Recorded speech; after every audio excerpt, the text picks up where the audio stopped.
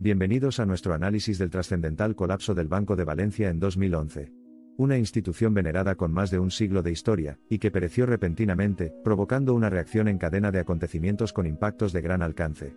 En el vídeo profundizaremos en su caída precipitada, las consecuencias para sus partes interesadas, y los juicios posteriores por presunta mala gestión. Durante años, el Banco de Valencia fue una institución respetada. Un banco local, cercano, integrado en la vida económica de miles de familias y empresas. Nada hacía pensar que estaba al borde del colapso, pero en 2011, sin previo aviso para sus clientes, todo se vino abajo. De un día para otro, el banco fue intervenido. Y lo que parecía una entidad sólida se convirtió en un problema para todos. Este episodio cuenta cómo cayó el Banco de Valencia, cuánto costó su rescate y qué vivieron quienes confiaron en él hasta el final. Fue en 2011 cuando el bando de España decidió intervenir, pero como siempre, no será hasta después de 10 años cuando la Audiencia Nacional y el Tribunal Supremo hicieron justicia. La lamentable saga del Banco de Valencia no terminó con el rescate. En los años siguientes se iniciaron una serie de investigaciones que culminaron en importantes fallos judiciales contra la antigua dirección del banco. A medida que se descubrieron prácticas de gestión descuidadas y descuido de las directivas regulatorias, los considerados responsables comenzaron a enfrentar la precaria realidad de su caída en desgracia. La intervención no fue simbólica. El agujero era profundo. Tan profundo que el Estado tuvo que hacerse cargo de la deuda para evitar el colapso total. Dinero público. Recursos de todos. Para sostener un banco que ya no podía sostenerse solo. Este fiasco financiero que se desarrolló en el Banco de Valencia subrayó la necesidad de regulaciones estrictas y una supervisión efectiva en las instituciones bancarias.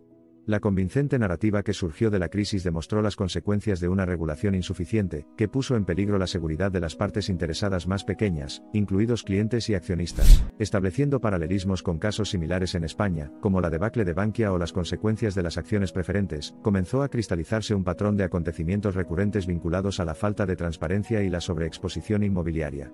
Estos casos hablaban de un fracaso colectivo del sistema financiero y, por extensión, de la sociedad que le había confiado su riqueza, lo que subrayaba la apremiante necesidad de cambio. Pero mientras se hablaba de cifras, rescates y balances, decenas de miles de clientes se hacían la misma pregunta: ¿cómo hemos llegado hasta aquí sin que nadie nos avisara? El problema del Banco de Valencia no nació de la noche a la mañana. Se fue gestando durante años, al calor de un crecimiento descontrolado, y de una exposición excesiva al sector inmobiliario. Créditos concedidos sin las garantías suficientes. Operaciones de riesgo asumidas como rutina. Decisiones que priorizaron el volumen y las relaciones antes que la prudencia. Cuando estalló la crisis financiera, el banco quedó atrapado. La morosidad se disparó. El capital se evaporó. Y la confianza empezó a resquebrajarse por dentro, aunque desde fuera todo parecía seguir igual, hasta que ya no pudo ocultarse más. La intervención llegó con contundencia: suspensión de cotización, sustitución de gestores, entrada del Estado y control absoluto de la entidad. Era la cuarta intervención bancaria en pocos años. El mensaje era claro: el banco no podía seguir solo. La historia no terminó con la intervención.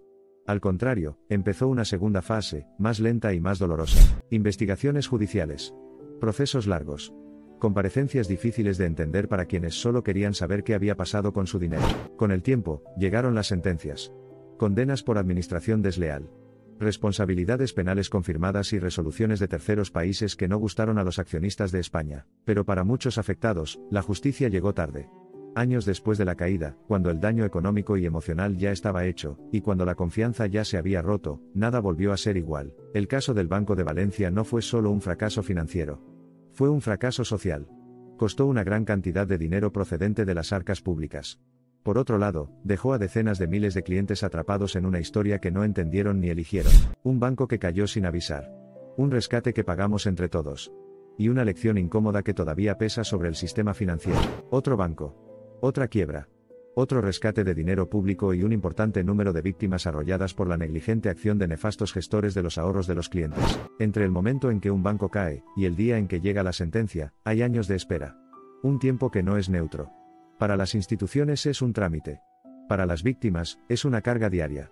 Porque mientras la justicia avanza lentamente, quienes perdieron sus ahorros siguen viviendo con la duda, el desgaste y la sensación de haber sido olvidados. El daño no se produce solo cuando ocurre el hecho, sino también cuando la respuesta tarda en llegar.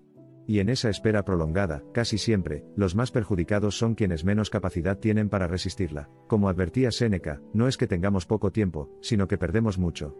Para quienes confiaron y esperaron justicia, el tiempo no fue solo espera, fue parte del castigo.